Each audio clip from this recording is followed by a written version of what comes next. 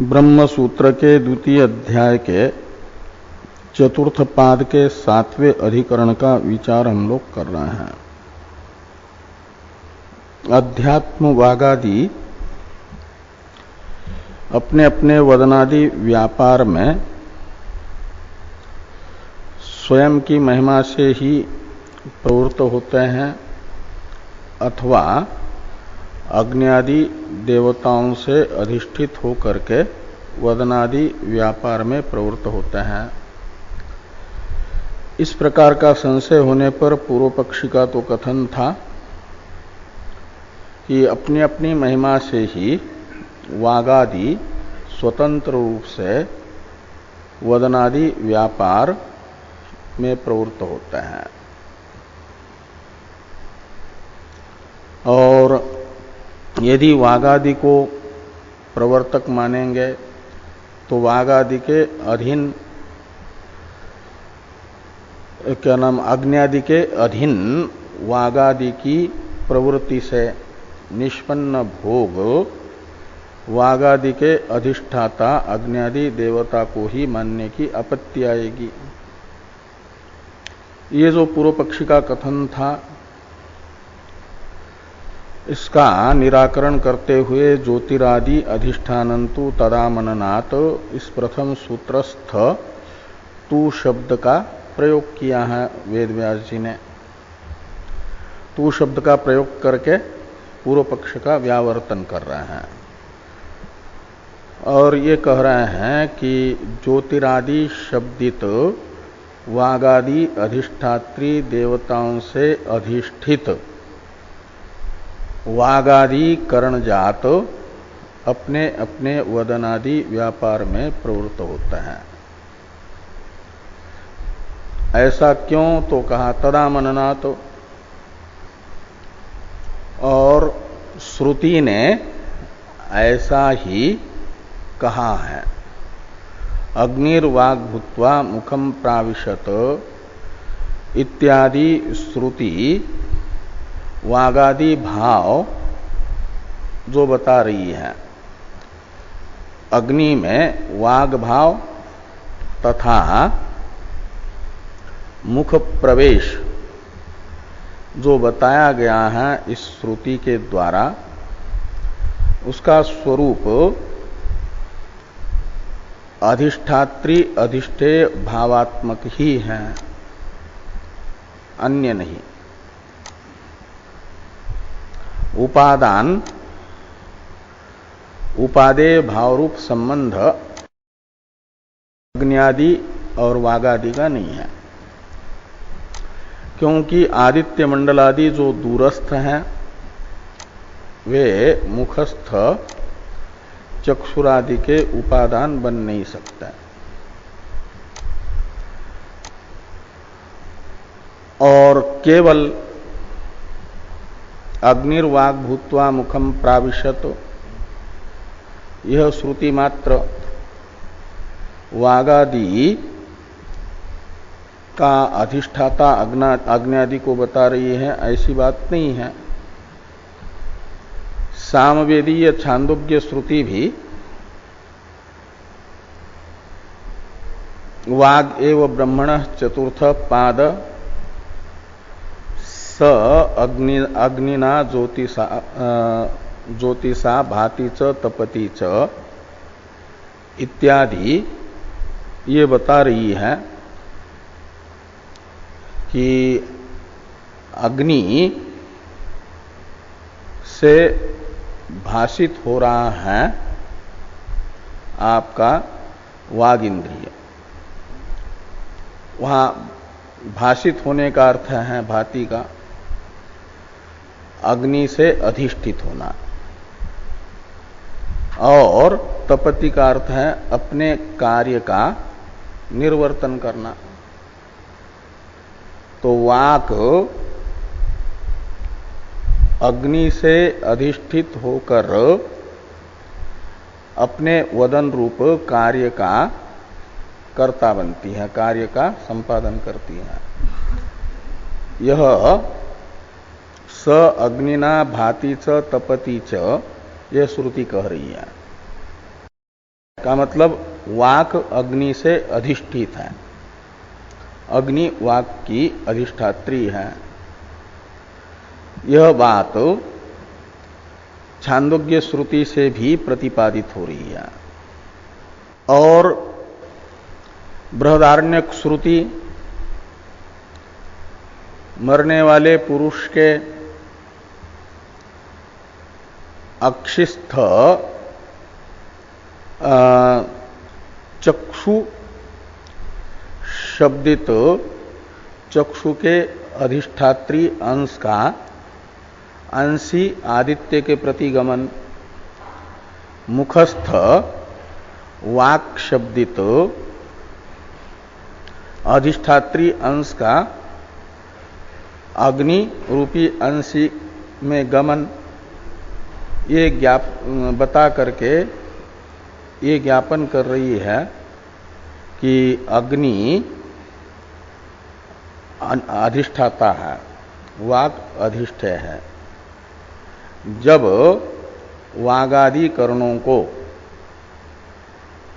कुछ समय के लिए अपने अपने व्यापार का संपादन करने की आवश्यकता नहीं होती,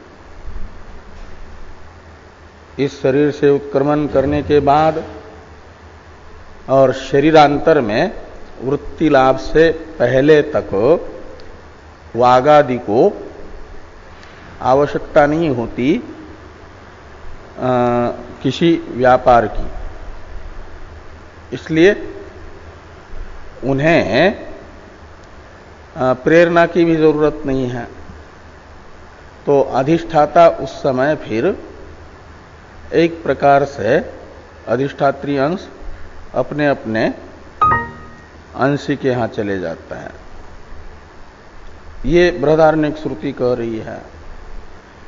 तो ये गति सामान्य जो है वह भी वागादि और अग्न्यादि में अधिष्ठात्री अधिष्ठे भाव का ही समर्थक है। और जैसे श्रुति बता रही है इनमें अधिष्ठात्री अधिष्ठेय भाव, ऐसे स्मृति भी बता रही है। इसे भाष्कर भगवान कह रहे हैं कि स्मृता वपि, यानी स्मृति में भी वागादि और अग्न्यादि का अधिष्ठात्री अधिष्ठेय भाव बताया जाता है। तो स्मृति वचन है वाग अध्यात्मम इति प्राहुर ब्राह्मणास्तत्वदर्शिनः वक्तव्यम अधिभूतंतु वह्निस्तत्राधिदैवतम। तो कहते हैं अध्यात्मवाक जो है वह एक प्रकार से वो है अध्यात्म प्रेर्य तत्व है, ऐसा ब्राह्मण तत्वदर्शी ब्राह्मण कहते हैं। और जो वक्तव्य विषय है उसे अधिभूत कहा जाता है। वक्तव्यम अधिभूतंतु यानी ब्राह्मणा प्राहु, ऐसा अन्वय करना। और वह्निस्तत्राधिदैवतम, और वाक रूपी अध्यात्म में अधिदैवत है वह्नि। जो अधिदैवत है वो होता है अधिष्ठाता, अध्यात्म है अधिष्ठेय। तो इत्यादि ना वागादीनाम अग्न्यादि देवता अधिष्ठितत्वम सप्रपंचम दर्शितम। तो अग्न्यादि अधिदेव है और वागादि उनसे अधिष्ठित है, ऐसा विस्तार से बताया गया है स्मृति में। तो इस प्रकार श्रुति तदा मननात् इस पद की व्याख्या करते हुए तथा ही आमनंती से यहां तक सप्रपंचम दर्शितम, यहां तक के ग्रंथ से सूत्रस्थ तदा मननात् इस पद की व्याख्या है। यानी श्रुति स्मृतियों ने वागादि तथा अग्न्यादि का अधिष्ठात्री अधिष्ठे भाव संबंध ही बताया है। इसलिए वागादि को अग्न्यादि उपादानक नहीं कहा जा सकता। ये कहा। अब पूर्व पक्षी ने जो आपत्ति बताई थी, वागादि अध्यात्म का अग्न्यादि अधिदैव को यदि नियामक मानेंगे, प्रवर्तक मानेंगे, तो वागादि के प्रवर्तक अग्न्यादि को ही वागादि से निष्पन्न हुआ भोग मानने की आपत्ति आएगी। ये जो पूर्व पक्षी ने कहा था, इसका अनुवाद करके निराकरण किया जा रहा है। ये कहा जा रहा है कि अध्यात्म मनुष्यादि शरीरों में उपकरण वागादि का अग्न्यादि को अधिष्ठाता मानने पर भी अग्न्यादि में भोक्तृत्वापत्ति नहीं आएगी। इसे बताया जा रहा है कि यद उक्तम स्वकार्य शक्ति योगात स्वमहिम्ना एव प्राणा प्रवर्तेरन इति तद अयुक्तम। उससे पहले वो तो आगे कहा जाएगा कि भोग नहीं आएगा। ये दूसरी बात कह रहा है। तो वागादि में स्वतंत्र वाचा ही नामानि अभिवदति चक्षुषा रूपानी पश्यति इत्यादि श्रुति के आधार पर पूर्व पक्षी का जो ये कथन था कि अपने अपने कार्य को संपन्न करने की शक्ति से युक्त वागादि होने से वे स्वयं ही वदनादि व्यापारों के संपादक बनेंगे, उसके लिए अधिष्ठाता मानने की आवश्यकता नहीं है। ये जो पूर्व पक्षी ने कहा था, तो कहते हैं वो कहना अनुचित है। तद अयुक्तम, क्यों? तो शक्तानाम अपि शकटादीनाम अनडुहादि अधिष्ठितानाम प्रवृत्ति दर्शनात्। तो शकटादि उनमें आरूढ़ हुए जो मनुष्यादि हैं या उनमें रखा गया सामान आदि है, उनको एक स्थान से उनके गंतव्य स्थान तक पहुंचाने की शक्ति से युक्त है। शकट गाड़ी आदि है, तो उनमें ये शक्ति है कि उसमें जो बैठेगा उसे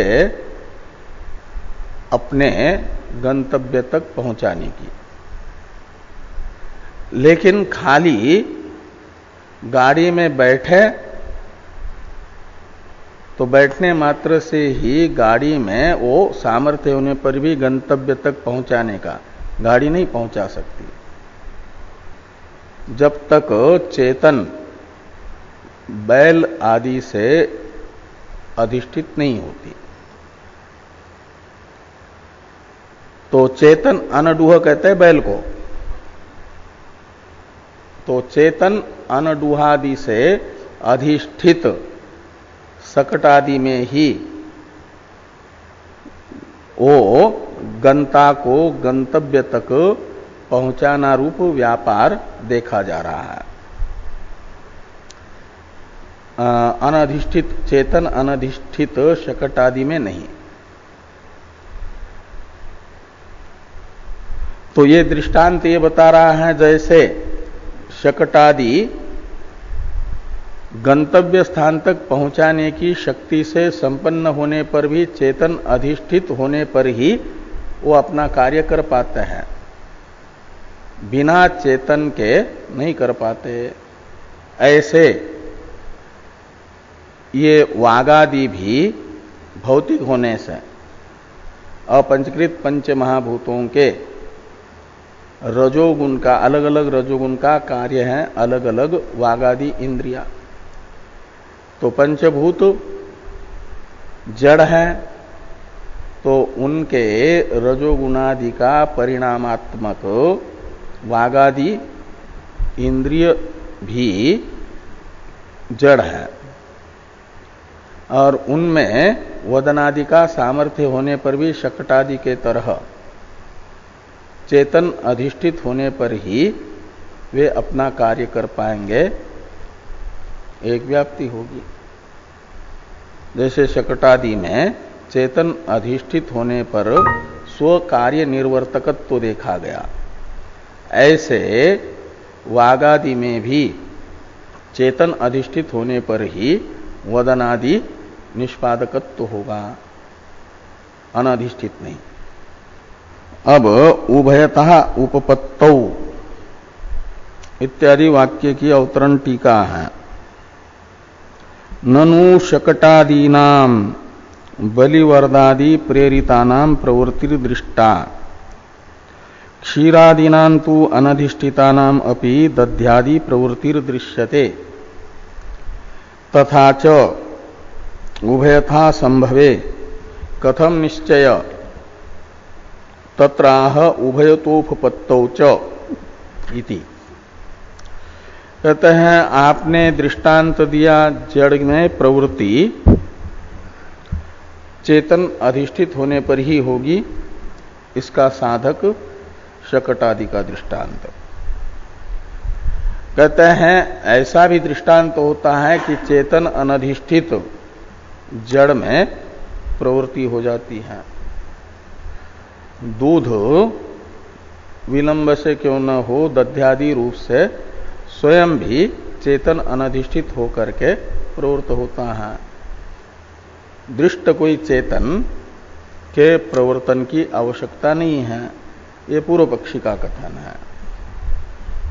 तो जब दोनों उदाहरण दिख रहे हैं, चेतन अनधिष्ठित जड़ में भी प्रवृत्ति दिख रही है और चेतन अधिष्ठित जड़ में भी प्रवृत्ति का उदाहरण दिख रहा है, तो कैसे निर्णय किया जाएगा कि चेतन अधिष्ठित जड़ ही में प्रवृत्ति होगी? हम आग्रह करेंगे, जैसे आप आग्रह कर रहे हो कि चेतन अधिष्ठित जड़ में प्रवृत्ति मानी जाए शकटादि दृष्टांत से। हम कहते हैं दुग्धादि दृष्टांत से चेतन अनधिष्ठित जड़ में प्रवृत्ति मानी जाए, ये पूर्व पक्षी का कथन है। इसलिए ऐसे समय कैसे निश्चय किया जाएगा कि चेतन अधिष्ठित जड़ ही में प्रवृत्ति होगी, अकेले जड़ में नहीं? ये हुआ प्रश्न पूर्व पक्षी का। तब इसका उत्तर देने के लिए कहते हैं उभयथा उपपत्तौ च आगम देवता आगमात देवता अधिष्ठितत्वम एव निश्चीयते। तो जब दोनों दृष्टांत है उभयथा उपपत्तौ, क्या मतलब अचेतन की प्रवृत्ति चेतन अधिष्ठित होने पर भी सिद्ध हो रही है, उभयथा से दोनों लेना, चेतन अधिष्ठित अनधिष्ठित उभय प्रकार से अचेतन की प्रवृत्ति उपपन्न होने पर, सिद्ध होने पर कहते हैं जो श्रुति मूलक युक्ति होती है वो प्रतिष्ठित होती है। और पहले बता चुके हैं केवल जो तर्क होता है वो अप्रतिष्ठित होता है। तो जब दोनों के लिए दृष्टांत मिल रहे यानी तर्क है, युक्ति है। चेतन अधिष्ठित जड़ की प्रवृत्ति का भी दृष्टांत है, चेतन अनधिष्ठित जड़ की प्रवृत्ति में भी दृष्टांत है यानी युक्ति है। तो दोनों तर्क उपस्थित होने पर केवल तर्क के आधार पर निश्चय न करके जो श्रुति समर्थित तर्क है उसको अपनाना चाहिए, केवल तर्क को नहीं।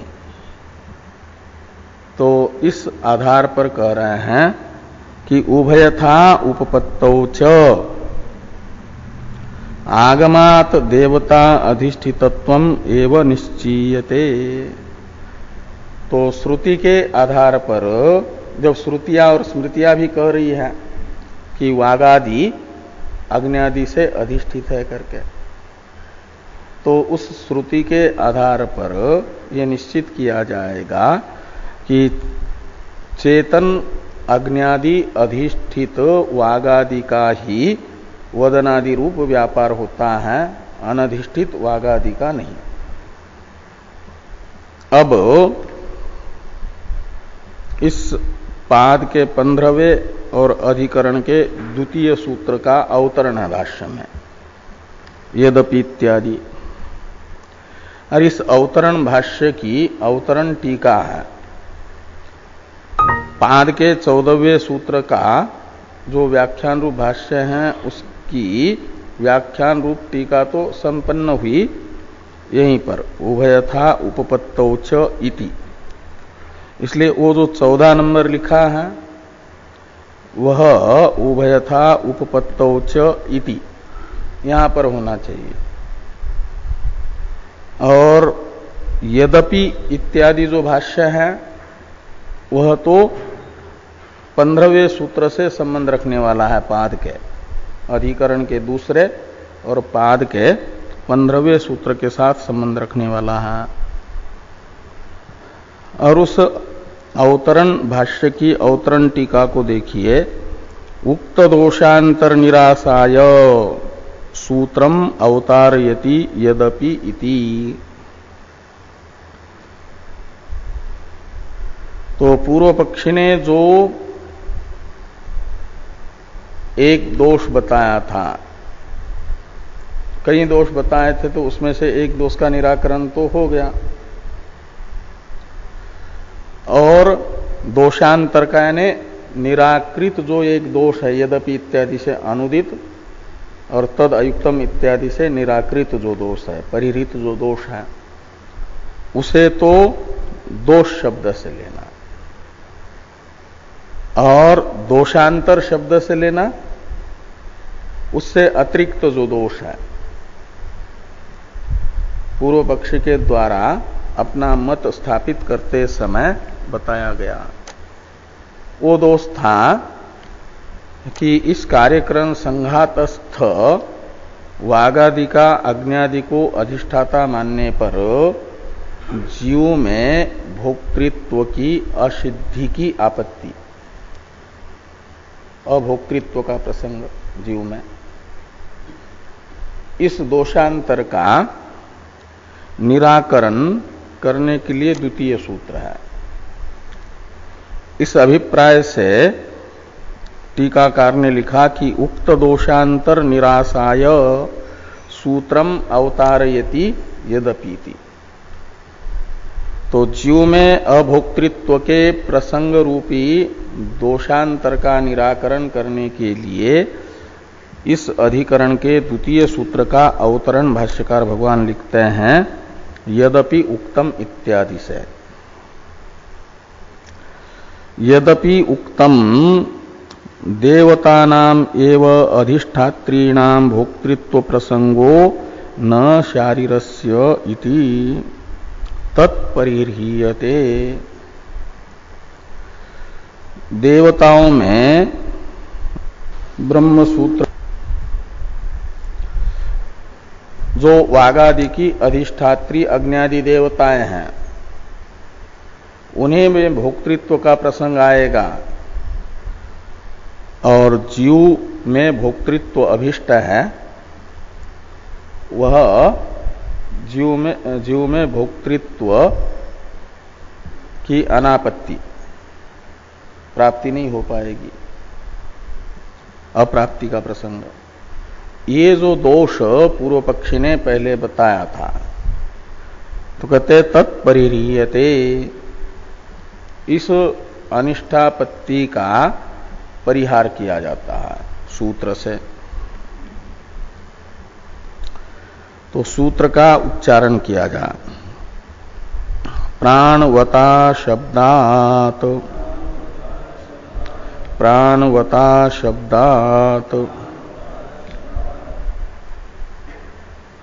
तो प्राणवता तृतीया शब्दात पंचमी, दो पद हैं। और तथा प्राणा, इस सूत्र से प्राणा पद की अनुवृत्ति आएगी। वहां प्रथमांत है, यहां षष्ट्यंत हो जाएगा, प्राणानाम ऐसा। अनुवृत्त जो पद है उसकी विभक्ति बदल सकती है। जिस सूत्र में अनुवृत्ति आई है उस सूत्र के अर्थानुकूल, उस सूत्र का अर्थ करने के लिए जिस विभक्ति की आवश्यकता है वह विभक्ति रख सकते हैं। तथा प्राणा में तो प्रथमांत की आवश्यकता थी, वो प्रथमांत है। यहां पर षष्ट्यंत प्राणानाम पद की आवश्यकता है, इसलिए प्राणानाम ऐसा प्रथमा बदल करके षष्ठी हो जाएगी। और प्राणवता यहां तृतीयांत ये पद ही है, मतु प्रत्यांत है प्राणवत शब्द। जैसे ज्ञानवान, इसका तृतीया का बनता है ज्ञानवता। ऐसे प्राणवान, प्राण का अर्थ है वागादि करणजात, और वागादि करण जिसके हैं, ज्ञानवान कहा जाता है ज्ञानी को, विद्वान को। ऐसे प्राणवान कहा जाएगा जिसके प्राण हैं, वागादि हैं। हाँ? अर्थात जो वागादि का स्वामी है, वागादि के साथ स्वस्वामी भाव संबंध जिसका है, उसे कहा जाएगा प्राणवान। कोई चौकीदार किसी के कोठी के सामने बैठा हुआ होने पर भी ये नहीं कहा जाता कि ये कोठी चौकीदार की है, देखभाल तो ही कर रहा है, लेकिन उसके साथ स्वस्वामी भाव संबंध जिसका है उसकी वो कोठी मानी जाती है। गाड़ी में ड्राइवर बैठा है, गाड़ी को चलाता है, वेतन भी लेता है, लेकिन वो अभिमान नहीं करता कि ये मेरी गाड़ी है। गाड़ी का स्वामी अपने को नहीं मानता। गाड़ी का स्वामी तो जिसके नाम से उस गाड़ी का रजिस्ट्रेशन है, जो उस गाड़ी को खरीद लेता है, माना जाता है कि उसकी गाड़ी है। ऐसा होता है। ऐसे प्राणानाम प्राणवता संबंध, ऐसा अन्वय करना, संबंध पद का अध्ययन करना। तो प्राणों का यानी वागादि इंद्रियों का स्वस्वामित्व रूप जो संबंध है वह अग्नि के साथ नहीं, प्राणवान के साथ है। प्राणवान शब्द का अर्थ है शारीर, जीव। इसलिए प्राणवता का अर्थ निकलेगा शारीरेण जीवेन सह, सह अर्थ में तृतीया है। तो प्राणानाम संबंध प्राणवता सह अवगंतव्य। जो स्वस्वामित्व रूप संबंध है वह इंद्रियों का जीव के साथ है। और इंद्रियों का अग्न्यादि देवता के साथ भी संबंध है, लेकिन वह स्वस्वामित्व संबंध नहीं, स्व अधिष्ठातृत्व संबंध है। से गाड़ी का संबंध दो के साथ है, चलाने वाले ड्राइवर के साथ भी है, वो चालक स्वचालकत्व संबंध है, और गाड़ी का मालिक के साथ स्वस्वामित्व संबंध है। गाड़ी का स्वामी तो मालिक है और चलाने वाला चालक ड्राइवर है। ऐसे गाड़ी का जैसे ड्राइवर के साथ भी संबंध है, मालिक के साथ भी संबंध है, लेकिन वो संबंध अलग अलग है। ड्राइवर कहीं अपना कार्य करने के लिए अपने मन से गाड़ी नहीं ले जा सकता। वो यदि स्वामी की आज्ञा हुई तो स्वामी की आज्ञा से, नहीं तो अपना कार्य करने के लिए तो उसे कहीं पैदल ही जाना पड़ेगा। जो उसका अपना वाहन होगा, मोटरसाइकिल हो या साइकिल हो या पैसा देकर किसी रिक्शा में चला जाना होगा, तो उसको भोग तो होगा उसके वाहन से स्वतंत्र रूप से, और उस गाड़ी से गाड़ी चलाता है, लेकिन उसका भोग माना जाएगा उस समय जिसको ले जा रहा है बिठा करके गंतव्य स्थान पर। उसका उस गाड़ी से होने वाला, जो गाड़ी के चलने से होने वाला प्रयोजन है, वो सिद्ध हो रहा है। इसलिए भोक्ता भले चला रहा है गाड़ी ड्राइवर, लेकिन भोग प्राप्त हो रहा है गाड़ी के चलने से स्वामी को। वैसे ही अग्न्यादि के द्वारा अधिष्ठित वागादि से होने वाला जो व्यापार है, उस व्यापार से होने वाला जो भोग है, वह भोग वागादि का जो स्वामी है उसको होगा, और वागादि के चालक को नहीं होगा। वो तो चालक किस तरह है अग्न्यादि देवता। तो स्वस्वामित्व संबंध वागादि का जीव के साथ ही है, अग्न्यादि के साथ नहीं। अग्न्यादि के साथ तो अधिष्ठातृत्व संबंध है, स्वाधिष्ठातृत्व। यह आपको कैसे ज्ञात हुआ? तो कहते हैं अग्न्यादि के साथ अधिष्ठातृत्व संबंध को बताने वाली श्रुति तो हमने बता दी है पहले,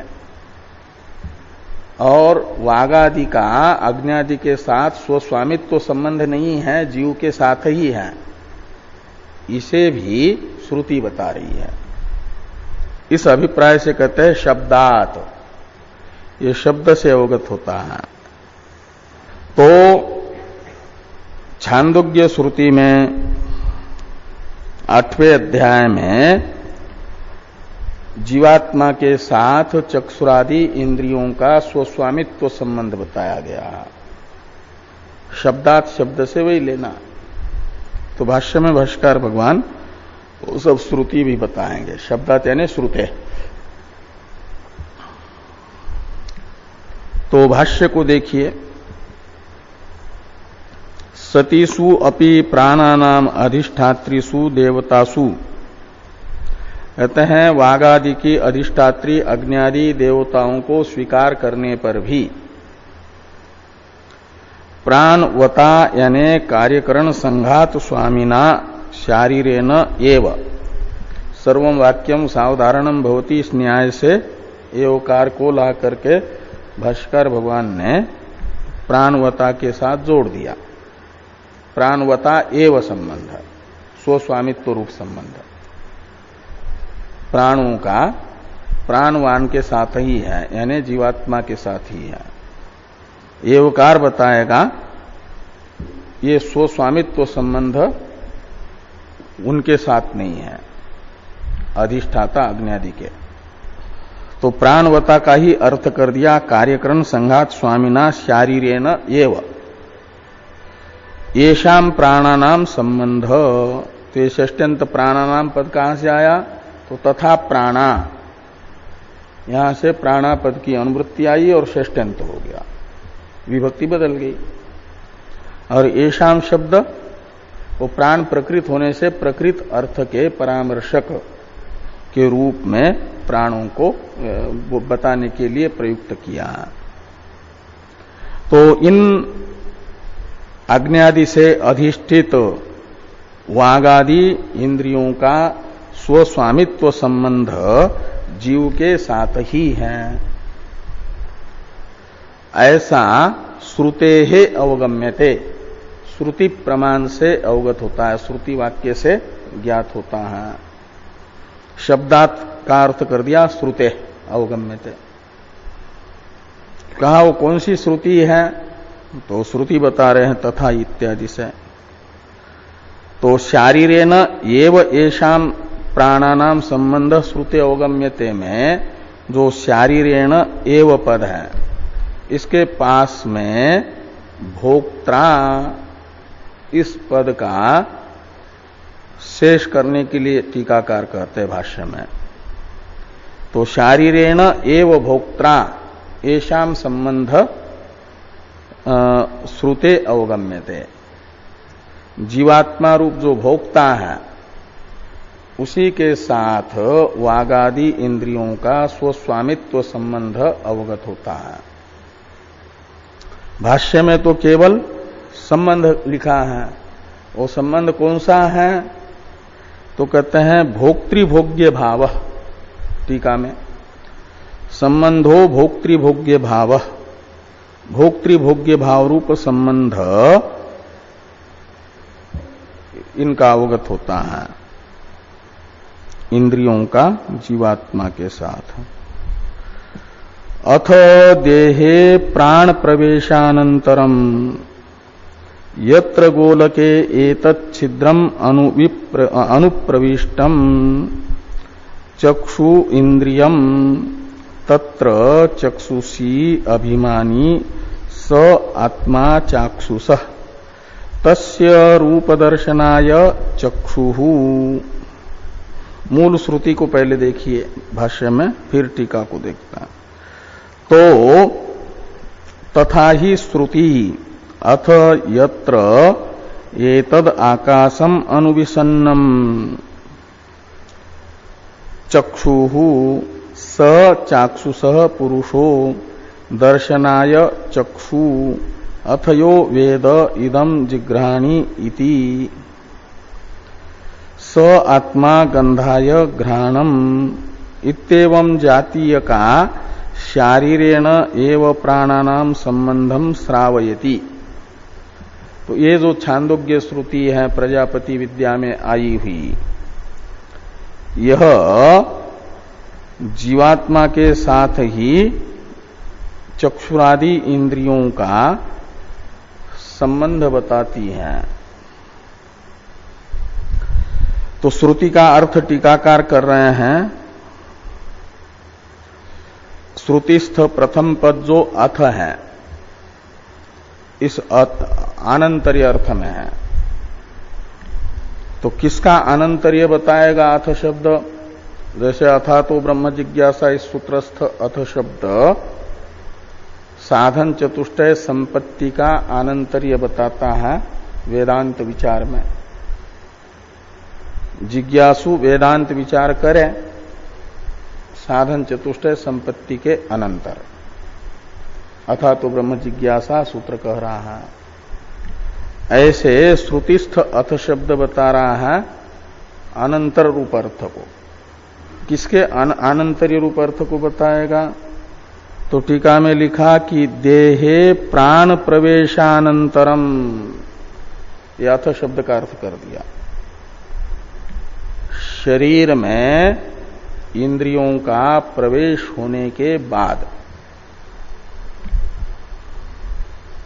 वहां आता है ना कि ईश्वर से इंद्रियों ने प्रार्थना की कि हमारे लिए कुछ स्थान बनाइए। फिर उन्होंने गो आदि बनाए, लेकिन वो सब पसंद नहीं आए। और फिर जैसे ही मनुष्य को बनाया तो उन्होंने कहा कि ये सुकृत है, ठीक है। हाँ हाँ, लेकिन मनुष्य शरीर की महत्ता बता नहीं। हाँ हाँ, तो उसमें वो प्रविष्ट हो गई। तो कहते हैं देहे प्राण प्रवेशानंतरम,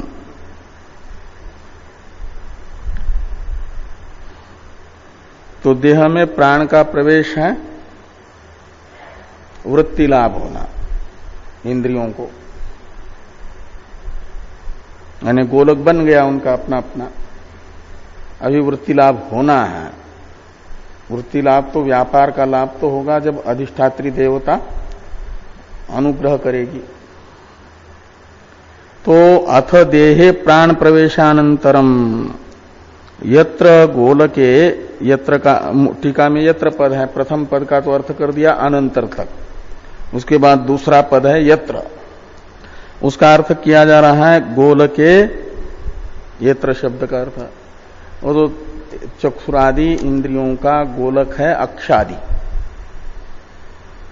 और एतत् छिद्रम अनुविसन्नम का अर्थ है अनुप्रविष्टम चक्षु अनुविसन्नम। तो इस गोलक में स्थित जो रूप ग्रहण समर्थ इंद्रिय है वो है चक्षु इंद्रिय। अक्षि रूपी गोलक में स्थित अनुविसन्नम का अर्थ है अनुप्रविष्ट चक्षु इंद्रियम।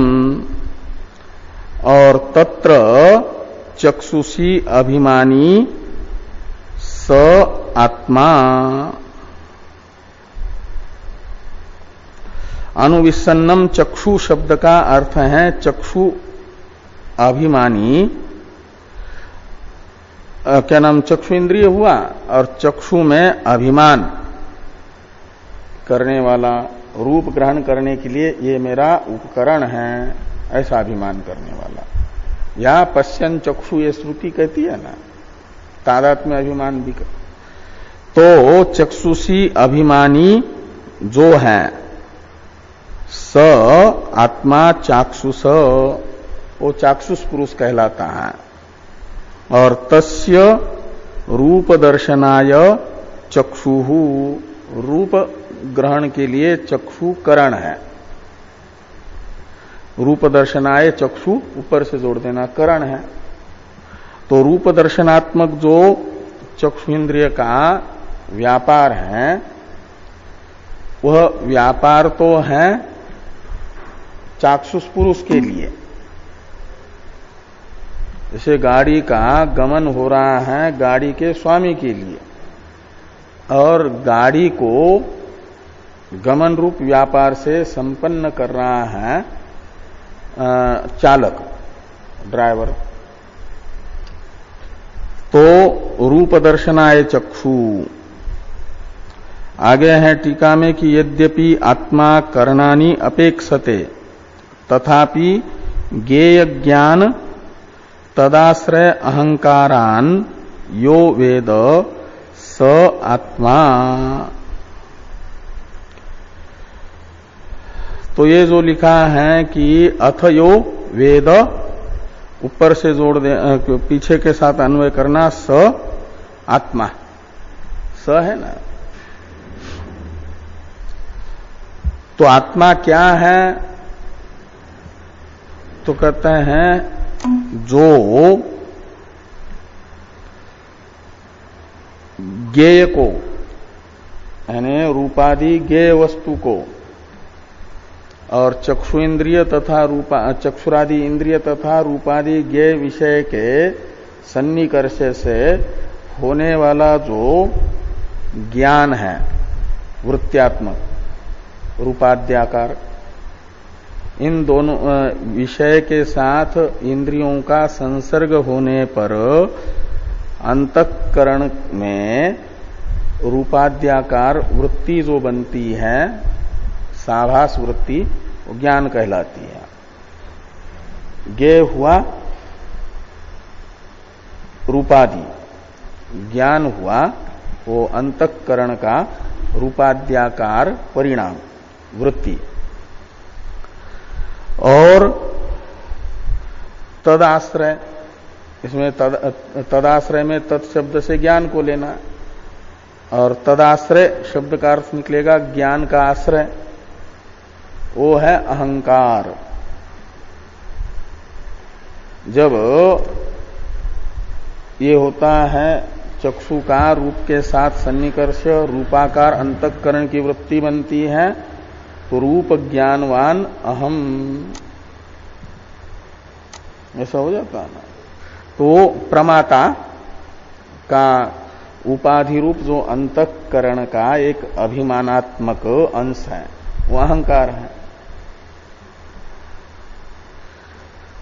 उसे अहंकार कहा जाता। तो ये चार हो गए ना, ज्ञेय, ज्ञान और ज्ञानाश्रय अहंकार, तीन ही हुए। और इन तीनों को जो जानता है,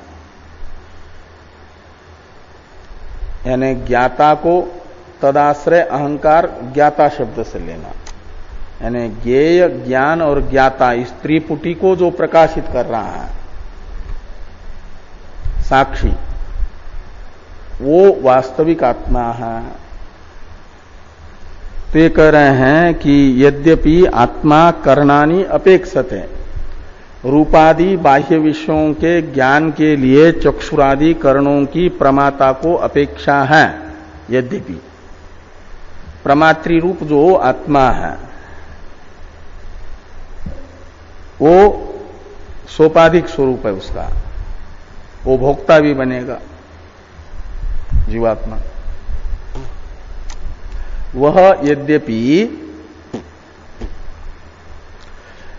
अपने रूपादि भोग्य पदार्थों के ज्ञान के लिए चक्षुरादि की अपेक्षा करता है करणों की, लेकिन वास्तविक जो आत्मा का स्वरूप है वह तो भोग्य रूपादि जो ज्ञेय है उनका जो ज्ञान है और उनका जो ज्ञाता है, तदाश्रय शब्द से ज्ञाता को लीजिए, जिसे अहंकार शब्द से कहा जा रहा है, वो ज्ञाता है। भोग्य, भोग, भोक्ता, इनको जो जानता है स आत्मा, वह साक्षी जो है वास्तविक आत्मा है। अहंकारान यो वेद स आत्मा, वो कैसा है? तो चिद्रूप एव, शोधित तोमर्थ साक्षी वह चेतन है, चिद्रूप एव, और वह अपने स्वरूप से ही इन तीनों को जानता है, ज्ञाता, ज्ञान, ज्ञाता, ज्ञेय को। और कर्णानि तु गंधादि प्रवृत्तये अपेक्षन्ते, तो ये जो घ्राणादि करण है उनकी अपेक्षा किसके लिए है? तो गंधादि प्रवृत्ति के लिए, मतलब गंधादि ग्रहण के लिए। गंधादि प्रवृत्ति है, गंधादि के ग्रहण के लिए प्रवृत्ति। बिना बाह्य इंद्रियों के सहायता के प्रमाता बाह्य गंधादि विषयों का ग्रहण नहीं कर पाता। तो बाह्य जो भोग्य गंधादि हैं उनके ग्रहण के लिए चक्षुरादि की अपेक्षा है, घ्राणादि की अपेक्षा है। तो गंधादि प्रवृत्तये कर्णानि अपेक्षन्ते न चैतन्याय इति श्रुत्यर्थ। तो अथ यत्र एतद आकाशम अनुविसन्नम चक्षु स चाक्षुष पुरुषो दर्शनाय चक्षु अथयो वेद इत्यादि में, इत्यादि श्रुति का ये अर्थ निकलेगा कि आत्मा को, यानी प्रमाता रूप जो आत्मा है, सोपाधिक जो रूप है आत्मा का, जो भोक्ता है, उसे तो भोग्य के ग्रहण के लिए उपकरणों की आवश्यकता है,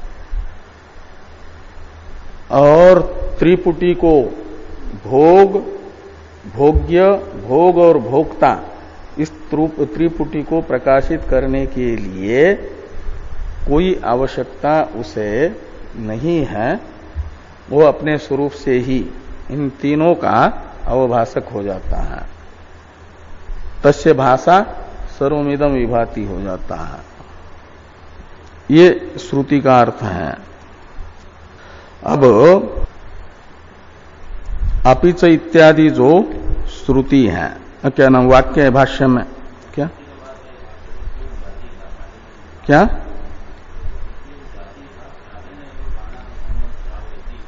हाँ, भाष्य में है ना। तो इत्येवं जातीय का शारीरेण एव प्राणानाम संबंधम श्रावयति, यानी ये जो श्रुति है छांदोग्य श्रुति, वह जीव के साथ ही स्वस्वामित्व रूप संबंध इंद्रियों का बता रही है, अग्नि आदि के साथ नहीं।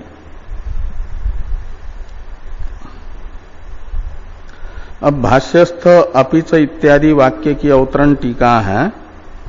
किंच यो अहम रूपम अद्राक्षम स एव अहम शृणोमि इति प्रतिसंधानात् एकः शारीर एव भोक्ता न बहवो देवा इत्याह अपिच इति। और युक्ति भी अनुभव भी बता रहे हैं जीव ही भोक्ता होगा, देव भोक्ता नहीं होंगे, अधिष्ठात्री देवता भोक्ता नहीं होंगे। इस अभिप्राय से अपिच इत्यादि वाक्य लिखा है भाष्यम भाष्यकार भगवान ने। जिस मैंने रूप का अनुभव किया, रूप को देखा, वही मैं शब्द को सुन रहा हूं। ये जो दृष्टा और श्रोता के एकत्व का अनुसंधान है, प्रतिसंधान है। यो अहम रूपम अद्राक्षम स एव अहम शब्दम शृणोमि। जिस मैंने रूप को देखा है वही मैं इस समय शब्द श्रवण कर रहा हूं। रूप का प्रवर्तक देवता तो आदित्य है और श्रोत्र की प्रवर्तक देवता है दिशा। तो यदि भोक्ता अलग अलग होते तो जिसने रूप देखा है वह आदित्य देवता होती, उसे कभी शब्द का ग्रहण न होता। तो ये जो प्रतिसंधान है, जिस मैंने रूप को देखा वही मैं शब्द को सुन रहा हूं और वही मैं रस का अनुभव कर रहा हूं, इत्यादि जो प्रतिसंधान है, ये प्रतिसंधान बताता है कि रूपादि ग्रहणों का करण जो चक्षुरादि हैं उनके अधिष्ठाता तो अलग अलग है। जब तक आदित्य से अधिष्ठित चक्षु नहीं होगा तब तक रूप ग्रहण नहीं होगा। लेकिन वो जो रूप का ग्रहण किया है वो आदित्य से अधिष्ठित चक्षु से रूप का ग्रहण करने वाला आदित्य नहीं, वो आदित्य से अलग है। और वही दिशा से अधिष्ठित श्रोत्र से शब्द का ग्रहीता है और वही अन्य अन्य इंद्रियों के अधिष्ठाता देवताओं से अधिष्ठित इंद्रियों के माध्यम से उनके विषयों का ग्रहीता है। ये प्रतिसंधान बता रहा है। वो जो अधिष्ठाता देवताओं से अलग सभी इंद्रियों के विषयों का ग्रहीता है, वह शारीर है, प्राणवान जीव है। इससे भी ये ज्ञात होता है कि ग्रहण कर्ता जो है वो भोक्ता है, वो अलग है। और ये तो केवल जो है ग्रहण करने में सहायक है, कर्णों की संचालक मात्र है। इस अभिप्राय से कहा जा रहा है कि किंच यो अहम रूपम आद्राक्षम स एव अहम श्रृणोमि इति प्रतिसंधानात् एक शारीर एव भोक्ता न बहो देवा। अनेक जो देवता है अलग अलग इंद्रिय की अधिष्ठात्री, वे भोक्ता इस एक संघात में नहीं है। एक संघात में भोक्ता एक होगा, वह अधिष्ठात्री देवताओं से अलग संघात स्वामी होगा, जीवात्मा। इस अभिप्राय से वाक्य लिखा है कि अपिच अनेकत्वात् प्रतिकरणम अधिष्ठात्रीणाम देवतानाम न भोक्तृत्वम अस्मिन् शरीरे अवकल्पते। तो प्रत्येक करण की अधिष्ठात्री देवता अलग अलग होने से इस शरीर में अलग अलग देवताओं का भोक्तृत्व नहीं है देवताओं में, अपितु एक जो इस शरीर का अभिमानी है स्वामी, उसी में भोक्तृत्व है। एको ही एवं अस्मिन् शरीरे शारीरो भोक्ता प्रतिसंधानादि संभवात अवगम्यते। तो प्रतिसंधानादि से ये अवगत होता है कि एक शरीर में एक भोक्ता है, अनेक अधिष्ठात्री देवता है, लेकिन भोक्ता एक है।